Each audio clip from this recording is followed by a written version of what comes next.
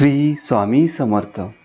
मित्रांनो, श्री गुरुचरित्रामुळे मनुष्याला जीवनामध्ये अनेक असे अद्भुत फायदे मिळतात. मनुष्याची सतत प्रगती होते, मनुष्याला मनोवांछित यश मिळते. तर आज आपण बघणार आहोत श्री गुरुचरित्र अध्याय 2. तर मित्रांनो, कमेंटमध्ये सुरुवातीला श्री स्वामी समर्थ असे लिहूयात आणि अध्यायाला सुरुवात करूयात. श्री गणेशाय नमः. हे त्रैमूर्ती दत्तात्रेया, तुम्हाला नमस्कार असो. तुम्हीच माझे गुरु आहात. तुम्ही कृष्णातीरी वास करता. तिथे तुमच्या सहवासात भक्त इतक्या आनंदात असतात की स्वर्गातील देवांनाही त्यांचे मोठे कौतुक वाटते. असो, भगवान विष्णूंचे नाव घेणारे एक शिष्य श्री गुरुचरणांचे ध्यान करत मार्गाने जात होते. चालून चालून दमल्यामुळे ते श्रमपरिहारासाठी एका झाडाखाली विसावले. क्षणभरात त्यांचा डोळा लागला. झोपलेले असताना त्यांना एक स्वप्न पडले. स्वप्नात एक यतीश्वर आले. त्यांच्या मस्तकी जटाभार, सर्वांगाला भस्म आणि कमरेला पितांबर होता. त्यांनी व्याघ्रचर्म परिधान केले होते. ते यती म्हणजेच योगी नामधारकांच्या जवळ आले. त्यांनी त्यांच्या भाळी स्वहस्ते भस्म लावले. त्यांना अभयदान दिले व आश्वासनही दिले. तोच त्यांना जाग आली. त्यांनी अवतीभोवती पाहिले, पण कोणीच दिसले नाही. तेव्हा मनोमन आश्चर्य करत ते पुनश्च मार्गस्थ झाले. तर काय आश्चर्य! काही अंतर गेल्यावर त्यांना स्वप्नात पाहिलेल्या योग्यांचे प्रत्यक्ष दर्शन झाले. ते आनंदाने पुढे धावले व त्यांना दंडवत प्रणिपात करून म्हणाले, हे योगाधीशा, तुमचा जय जयकार असो.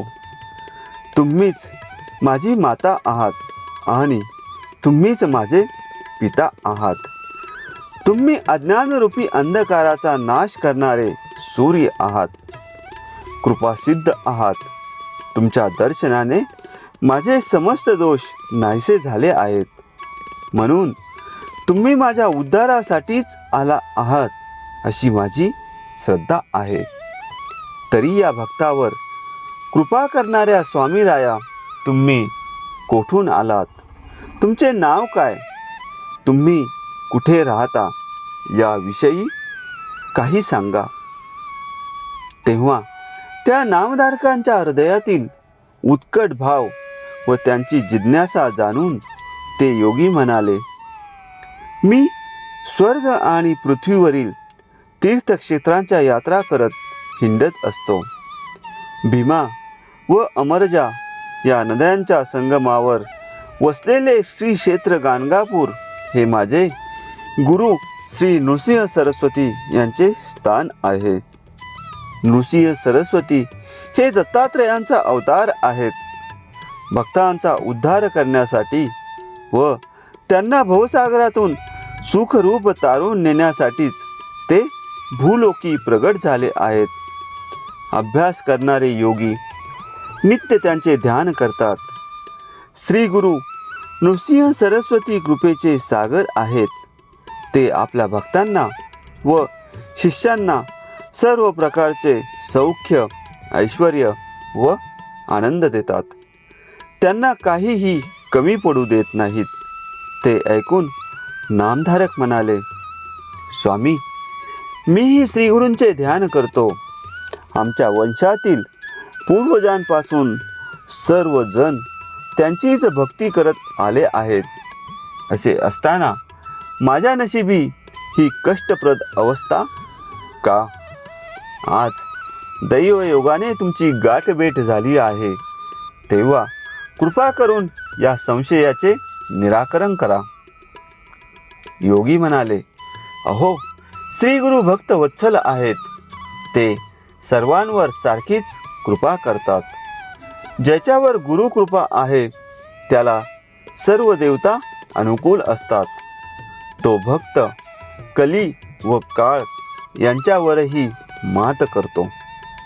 तुम्ही त्यांची भक्ती करताना मग आपण दीन आहोत असे का सांगता? त्याचा अर्थ तुमच्या मनात त्यांच्याविषयी दृढ भाव नाही. अहो, श्री गुरु दत्तात्रेय महाप्रभू म्हणजेच ब्रह्मा विष्णू महेश यांचा एकत्रित एकरूप अवतार. ते तुमचे सर्वतोपरी कल्याण करतील. त्यासाठी त्यांच्या चरणी एकनिष्ठ ठेवून त्यांची भक्ती करा. एखाद्या वेळी देव कोपले तर श्रीगुरु रक्षण करतात, पण श्रीगुरु कोपले तर मात्र कोणीही रक्षण करू शकत नाही. नामधारक म्हणाले, स्वामी, श्री गुरु दत्तात्रेय हे त्रिदेवांचे एकत्रित एकरूप अवतार आहेत. हे कसे? तसेच देव कोपले तर गुरु रक्षण करतात, पण गुरु कोपले तर देवही रक्षण करू शकत नाहीत. हे कोणत्या शास्त्रात व पुराणात सांगितले आहे? कृपा करून माझ्या मनातील हा संदेह दूर करा. योगी म्हणाले, नामधारक, हा तुम्ही चांगला प्रश्न विचारला आहे. आता वेदवाक्यांच्या साक्षीने मी जे सांगणार आहे ते लक्षपूर्वक ऐका. ब्रह्मदेवांच्या मुखातून 4 वेद व 18 पुराणे निर्माण झाली. ब्रह्मवैवर्त पुराण हे त्यापैकीच एक होय. द्वापार युगाच्या अंती श्री विष्णू अर्थात नारायण हे महर्षी व्यास झाले. त्यांनी लोककल्याणासाठी वेदांची नीट विभागणी केली आणि ब्रह्मसूत्रादिकांचा व पुराणांचा विस्तार केला. त्या व्यासांनी ऋषींना जी कथा सांगितली तीच मी तुम्हाला सांगणार आहे. तीत ब्रह्मजींनी कलियुगाला गुरूंचा महिमा सविस्तर सांगितला आहे. ते ऐकताच नामधारकांनी त्या योग्यांना वंदन केले व म्हणाले, स्वामी, आज मोठ्या भाग्यानेच तुमची भेट झाली आहे. कारण ब्रह्माजींनी कलियुगाला गुरु महात्मे केव्हा व का सांगितले ते ऐकण्याची मलाही जिज्ञासा आहे. तेव्हा त्यांचा मनोभाव जाणून योगीराज संतोषले. ते कथा सांगू लागले. प्रलयकाळी भगवान विष्णू म्हणजेच नारायण अव्यक्त स्वरूपात वटपत्रावर शयन करत होते. त्यांना सृष्टीची रचना करावीशी वाटली, म्हणून त्यांनी आपल्या नाभीतून कमळ उत्पन्न केले. त्यातून ब्रह्मदेवांना प्रगट केले. त्यांनी 4 दिशांना पाहिले, म्हणून ते चतुर्मुख झाले. त्यांना आपणच सर्वश्रेष्ठ आहोत असे वाटू लागले. तेव्हा विष्णूंनी त्यांना दर्शन दिले व तुम्ही माझी भक्ती करा असे सांगून सृष्टी रचना करण्याची आज्ञा केली. ब्रह्माजींनी त्यांना वंदन केले, त्यांची स्तुती केली व म्हणाले, हे महाप्रभू, मला सृष्टी रचनेचे ज्ञान नाही, मी काय करू? श्रीहरींनी त्यांना 4 वेद दिले व त्यांना अनुसरून जगाची निर्मिती करण्यास सांगितले. त्यांना सृष्टी रचनेचे सामर्थ्य दिले. त्यानंतर ब्रह्माजींनी विविधतेने नटलेले स्थावर जंगम विश्व निर्माण केले. त्यामध्ये स्वेदज म्हणजेच घामापासून उत्पन्न होणारे, अंडज म्हणजेच अंड्यातून जन्मास येणारे, जारज म्हणजे गर्भाशयातून प्रसवणारे व उद्दीज म्हणजे वृक्ष वनस्पती आदी अशी 4 प्रकारची जीवकोटी उत्पन्न केली. ब्रह्मवैवर्त पुराणात सुतांनी शौनकादिक श्रेष्ठींना त्याविषयीचे सविस्तर वर्णन स्वतः सांगितले आहे. त्यानंतर ब्रह्माजींनी सनकादिक मानसपुत्र, मरीची आदी सप्तर्षी देव आणि दैत्य उत्पन्न केले. मग त्यांनी काळाचे 4 विभाग केले. त्या प्रत्येक भागाला अनुक्रमे कृतयुग, त्रेतायुग, द्वापारयुग व कलियुग ही नावे दिली. त्यांचे पृथ्वीवर क्रमाने आगमन होते. त्या प्रत्येक युगाचा स्वतःचा असा विशिष्ट वेश आहे, स्वभाव आहे, कार्यप्रभाव आहे. कृतयुग म्हणजेच सत्ययुग. ते सत्यवचनी, वैराग्यशील, ज्ञानी व सत्वगुणांची वृद्धी करणारे होते. त्याने शुभ्र वस्त्र परिधान केले होते. त्याने यज्ञोपवीत व रुद्राक्षमाळा धारण केल्या होत्या. हातांमध्ये कंकणे घातली होती. ब्रह्माजींच्या आज्ञेने ते पृथ्वीवर आले. त्याने आपल्या स्वभावाला अनुसरून लोकांना सत्प्रवृत्त व सन्मार्गी केले. तपश्चर्येचा मार्ग प्रगट करून जनोद्धार केला. कृतयुगाचा अवधी पूर्ण होताच ब्रह्माजींनी त्याला परत बोलावून त्रेतायुगास पृथ्वीवर पाठवले. ते स्थूल देहाचे होते. त्याच्या हाती यज्ञाची सामग्री होती. ते विवेकी, वैराग्यशील व धर्मशास्त्र प्रवर्तक होते. कृतयुग म्हणजेच मूर्तिमंत यज्ञच. पृथ्वीवर आल्यानंतर त्याने आपल्या स्वभावाला अनुसरून धर्माचा व शास्त्रांचा प्रसार केला. कर्ममार्गाची स्थापना केली. त्या युगात लोक यज्ञाद्वारे स्वतःचे कल्याण करून घेऊ लागले. आपला कार्यकाल पूर्ण करून ते आनंदाने परत गेले. मग ब्रह्माजींनी द्वापारयुगाला पाठवले. त्याच्या हातांमध्ये खड्ग, खट्वांग व धनुष्य बाण ही आयुधे होती. ते उग्र, शांत, निष्ठुर व दयावान अशा मिश्र स्वभावाचे होते.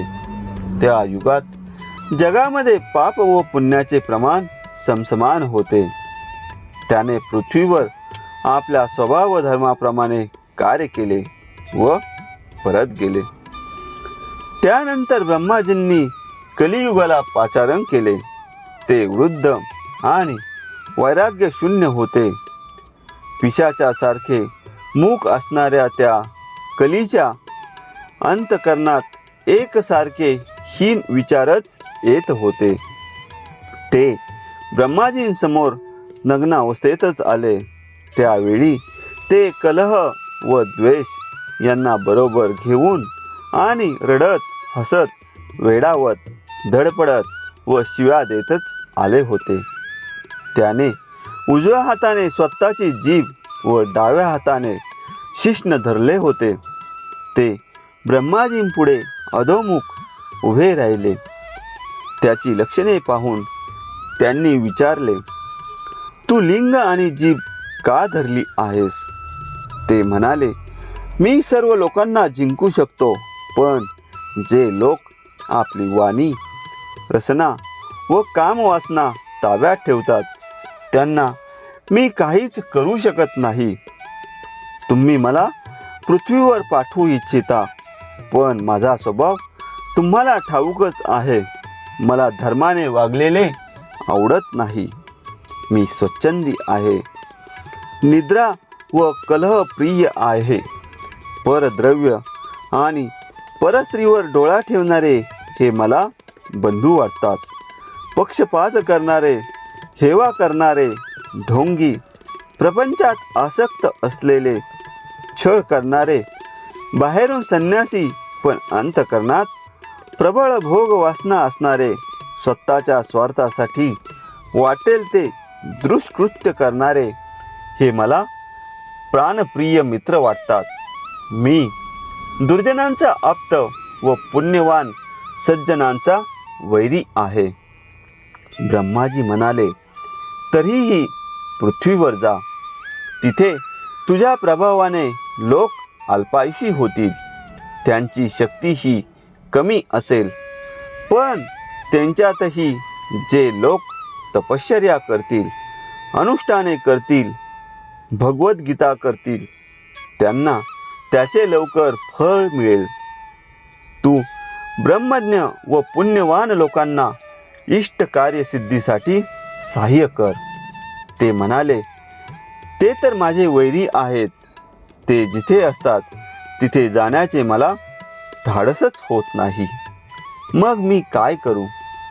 ब्रह्माजी म्हणाले, तू काळाला बरोबर घेऊन जा.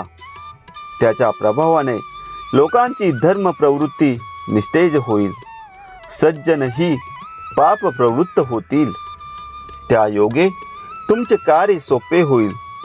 ते म्हणाले, श्रीहरी व शिवजींचे ध्यान करणारे, काशीत निवास करणारे, धर्माचरण, तीर्थयात्रा, पुराण श्रवण, जप, तप, अनुष्ठाने करणारे, जितेंद्रिय, राग व द्वेष नसणारे, शांत स्वभावाचे, अधांबिकपणे पुण्य करणारे आणि विवेकी अशा लोकांना पाहताच माझा प्राण कासावीस होतो.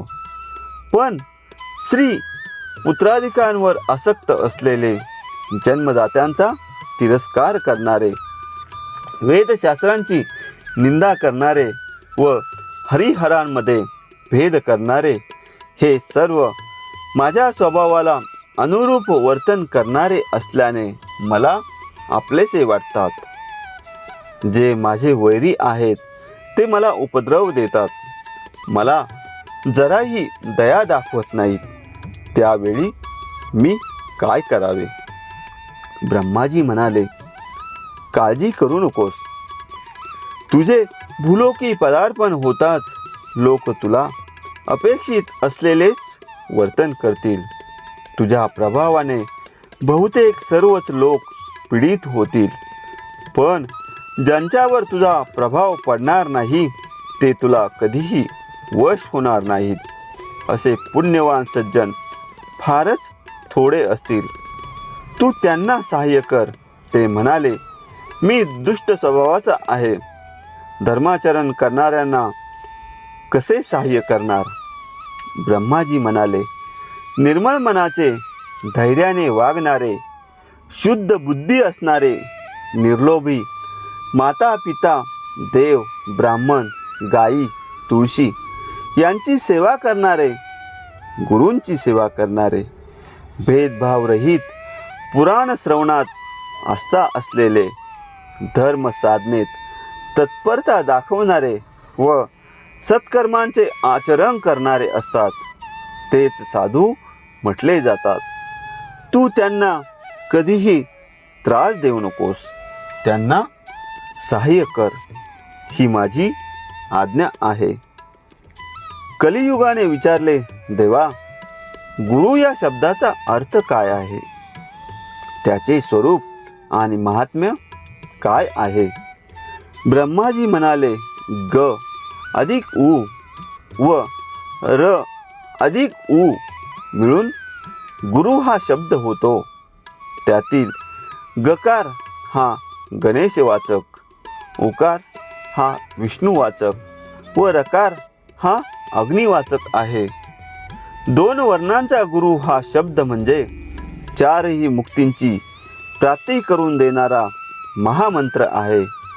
गुरु हेच माता, गुरु हेच पिता व गुरु हेच परमशिव आहेत. शिवजी कोपले तर गुरु रक्षण करू शकतात, पण गुरु कोपले तर शिवजीही रक्षण करू शकत नाहीत. गुरु हेच ब्रह्मा, गुरु हेच विष्णू व गुरु हेच महेश्वर आहेत. गुरु हेच साक्षात परब्रह्म आहेत. म्हणून त्यांच्या चरणी आश्रय घ्यावा. वैष्णवजन गुरुभक्ती अखंड राहो अशी प्रार्थना करतात.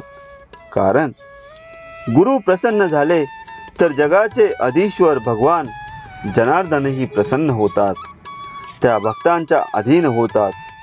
गुरु भक्तीने तीर्थे, व्रते, योग, तप, शास्त्रमार्ग, आचार धर्म, वर्णाश्रम धर्म यांचे ज्ञान होते.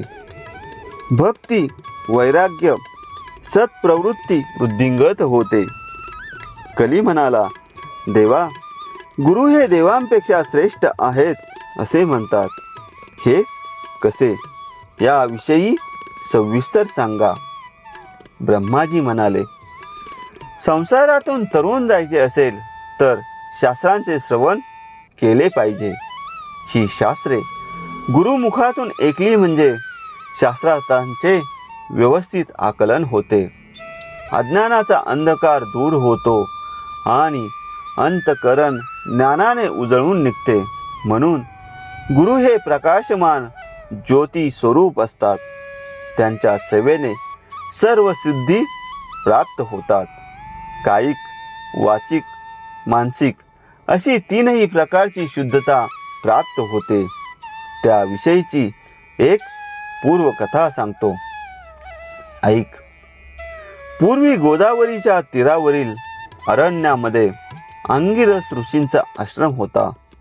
त्यात पैल ऋषींचे शिष्य असलेले वेदधर्म नावाचे मुनी राहत असत. त्यांचे अनेक शिष्य होते. ते व्याधशास्त्रदिकांचा अभ्यास करायचे. संदीपक हे त्यांच्यापैकीच एक शिष्य. ते विद्वान आणि थोर गुरुभक्त होते. एके दिवशी वेदधर्मांनी आपल्या सर्व शिष्यांना बोलावले व म्हणाले, तुमचे माझ्यावर प्रेम असेल तर मी काय सांगतो ते लक्षपूर्वक ऐका. ते म्हणाले, गुरुजी, तुमचे वचन आम्हाला प्रमाण आहे, तरी जे सांगायचे असेल ते सांगा. वेदधर्म म्हणाले, मी जन्मांतरी अनेक पापकर्मे केलेली आहेत. त्यापैकीच बहुतांश पातके तपश्चर्येने संपली आहेत. आता जे दुष्कर्म शेष राहिले आहे ते भोगल्याशिवाय संपणार नाही. ते पापभोग याच देहाने भोगणे क्रमप्राप्त आहे. म्हणून मी काशीला जाऊन राहणार आहे. त्यावेळी तुमच्यापैकी कोण बरोबर येऊन माझी सेवा करेल ते सांगा. ते ऐकताच सर्व शिष्यमंडळी एकमेकांकडे पाहू लागली. तेव्हा संदीपक विनम्रतेने म्हणाले, गुरुजी, जो दुःख भोग तुम्हाला भोगायचा आहे तो या देहाच्या पतनापूर्वीच भोगून पापक्षालन करा. त्याशिवाय तुम्हाला मुक्ती मिळणार नाही हे मला माहीत आहे. म्हणूनच मी तुमची सेवा करण्यास येणार आहे. ते ऐकून वेदधर्मांना समाधान वाटले. ते म्हणाले, वच, नीट विचार करा. दुःख भोगताना मी कुष्ठरोगी होईन, अंगहीन होईन, पांगळा होईन, मला अंधत्व येईल. तुम्हाला 21 वर्ष मला सांभाळावे लागेल. हे एक खडतर सेवाव्रतच असेल. याला तुमची तयारी आहे का? संदीपक म्हणाले, गुरुजी, तुम्ही कृपा केलीत तर तुमचे सर्व पापभोग भोगण्यास मी तयार आहे. वेदधर्म म्हणाले, तुमची सद्भावना मी जाणतो, पण ज्याचे कर्म त्यानेच भोगावे लागते ते अन्य कोणालाही देता येत नाही. त्यामुळे माझे देह प्रारब्ध मलाच भोगावे लागणार आहे. पण त्यावेळी माझी सेवा शुश्रूषा करताना तुम्हालाच अधिक कष्ट पडणार आहेत. संदीपक म्हणाले, गुरुजी, माझ्यासाठी तुम्हीच काशी विश्वनाथ आहात. तुमच्यासाठी मी कितीही कष्ट सोशीन. पुढे काही दिवसांनी संदीपकांना बरोबर घेऊन वेदधर्म काशीला गेले. त्यांनी मणिकर्णिकेच्या उत्तरेस कंबलेश्वरा सन्निध वास्तव्य केले. ते मणिकर्णिकेत स्नान करून विश्वनाथांची नित्य पूजा करत असत. काही काळाने त्यांना कुष्ठरोग झाला. जखमांनी शरीर अमंगल दिसू लागले. हातापायांची बोटे झडली. त्यातच अंधत्व आले आणि फेफरेही येऊ लागले. ते दुःख त्यांना सहन होईना. त्या महाव्याधीने त्यांचा स्वभाव पार बदलून गेला. ते हट्टी, चिडखोर, उर्मट, क्रूर व शिवराळ झाले. ते असंबंध बडबडायचे. संदीपकांवर रागवायचे, त्यांची निंदा करायचे आणि परस्पर विरुद्ध आज्ञा देऊन त्यांना अतिशय त्रास द्यायचे. त्यांच्या जागी दुसरा कोणी असता तर नक्कीच पळून गेला असता, पण ते डगमगले नाहीत. अनंत हाल अपेष्टा सोसून गुरुसेवेत अहोरात्र तत्पर राहिले. ते गुरूंचे गुणदोष कधीच मनात आणत नसत. गुरुसेवेत स्वतःलाही विसरून गेले होते. त्यांना स्वतःसाठी वेळ मिळत नसे.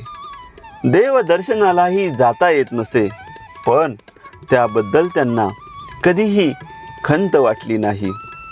संदीपकांची ही एकनिष्ठ सेवाभक्ती पाहून काशी विश्वनाथ प्रसन्न झाले. त्यांनी त्यांना दर्शन दिले व म्हणाले, तुमची गुरुभक्ती पाहून मी संतुष्ट झालो आहे, तरी इष्टवर मागून घ्या. तेव्हा ते गुरूंकडे गेले व म्हणाले, गुरुजी, भगवान शंकर प्रसन्न होऊन मला वर देत आहेत. तुमची व्याधी बरी व्हावी असा वर मागू का? ते ऐकून वेदधर्म म्हणाले, ज्याला मुक्ती हवी आहे त्याने कृत पापांचे भोग भोगूनच संपवावेत असे धर्मशास्त्र सांगते. मी तेच करत आहे, म्हणून माझ्या व्याधी निकृष्टीसाठी त्यांना प्रार्थना करू नका. संदीपक शिवजींपाशी गेले व म्हणाले, देवा, मला तुमच्याकडून कोणतेही वरदान नको आहे. याचे शिवप्रभूंना मोठे आश्चर्य वाटले. ते वैकुंठाला गेले. तिथे भगवान विष्णूंना व सर्व देवांना संदीपकांचा हा वृत्तांत सांगितला. तो ऐकून श्रीहरींनाही मोठे नवल वाटले. त्या गुरु शिष्यांना भेटण्यासाठी ते स्वतः काशीला आले आणि संदीपकांची गुरुसेवा पाहून परम संतुष्ट झाले. त्यांनी त्यांना दर्शन दिले व म्हणाले, तुमची एकनिष्ठ सेवाभक्ती पाहून मी प्रसन्न झालो आहे. गुरुभक्त शिष्य मला जीव की प्राण वाटतात. मी त्यांचे सर्व मनोरथ पुरवतो, म्हणून तुम्हीही इष्ट वरदान मागून घ्या. संदीपक म्हणाले, देवा, माझ्या गुरूंनी मला सर्व काही दिलेले आहे, म्हणूनच माझ्यासाठी गुरु हेच देव, गुरु हेच तीर्थ, गुरु हेच सर्वस्व आणि गुरुसेवा हाच परमार्थ आहे. गुरूं वाचून कोणीही मोठा नाही. हे प्रभो, हजारो वर्ष तपश्चर्या करणाऱ्यांनाही तुम्ही दर्शन देत नाही. तिथे मी तुमचा भक्त नसूनही तुम्ही मला दर्शन दिले. यातच गुरु महात्म्य किती थोर आहे हे स्पष्ट होते. म्हणून तुम्हाला काही द्यायचेच असेल तर माझी गुरुभक्ती अधिकाधिक दृढ होऊन माझ्या हातून उत्तरोत्तर चांगली गुरुसेवा घडावी यासाठी आशीर्वाद द्या. ते ऐकून विष्णूंना परमानंद झाला. ते म्हणाले, संदीपक, तुम्ही धन्य आहात. धन्य आहे तुमची गुरुभक्ती. अहो, गुरूंची आणि मातापित्यांची सेवा करणारे पर्यायाने आमचीच भक्ती करत असतात. सर्व वेदशास्त्रांचे हेच सार आहे. आम्ही गुरुसेवकांच्या अधीन असतो, म्हणून सर्व उपासनांमध्ये गुरुसेवाच श्रेष्ठ आहे. गुरु म्हणजे परब्रह्म, गुरु म्हणजे अमृताचे सागर, म्हणून अखंड गुरुस्मरण करणारे त्रैलोक्यात पूज्य होतात, निज कीर्तीने अमर होतात. तुमची गुरुभक्ती व गुरुसेवा सतत वृद्धिंगत राहील असा मी तुम्हाला वर देतो. वर देऊन भगवंत अंतर्धान पावले. हा वृत्तांत संदीपकांनी श्री गुरूंना सांगितला. तेव्हा त्यांनाही मोठे कौतुक वाटले. ते म्हणाले, हे शिष्योत्तमा, तुम्ही काशी क्षेत्री चिरकाल वास कराल. तुम्हाला नवविधी म्हणजेच कुबेरांकडे असलेले महापद्म, पद्म, शंख, मकर, कश्यप, मुकुंद, कुंद, नील व खर्व असे सर्व संपत्तीचे ठेवे प्राप्त होतील. काशी विश्वेश्वर तुमच्यावर नित्य प्रसन्न राहतील. जे तुमचे स्मरण करतील त्यांचे दुःख, दैन्य, कष्ट यांचे निवारण होऊन ते सुखात, आनंदात, वैभवात राहतील. बोलणे पूर्ण होताच वेदधर्म दिव्य देही झाले. ते महातपस्वी होते. त्यांच्याकडे पाप कुठून असणार? निज शिष्यांची परीक्षा घेण्यासाठीच ते कुष्ठरोगी झाले. त्यानंतर लोकांच्या कल्याणासाठी ते संदीपकांसह काशीतच राहिले. सूत म्हणाले, श्रोते हो, अशा प्रकारे ब्रह्माजींनी कलियुगाला गुरु महात्म्य समजावून सांगितले. संदीपकांची गोष्ट सांगून सिद्धयोगी नामधारकांना म्हणाले, गुरूंची थोरवी लक्षात घेऊन त्यांची दृढ भावाने सेवाभक्ती करावी. अशा सद्भक्तावर शिवजी नेहमीच प्रसन्न असतात. अशा प्रकारे गुरुचरित्र अध्याय 2 समाप्त झाला आहे. मित्रांनो, जर आपणास हा अध्याय आवडला असेल तर खाली कमेंटमध्ये श्री स्वामी समर्थ असे लिहा आणि चॅनलला सबस्क्राईब करा. म्हणजे तुम्हाला पुढचा अध्याय लवकरच ऐकायला मिळेल. श्री स्वामी समर्थ.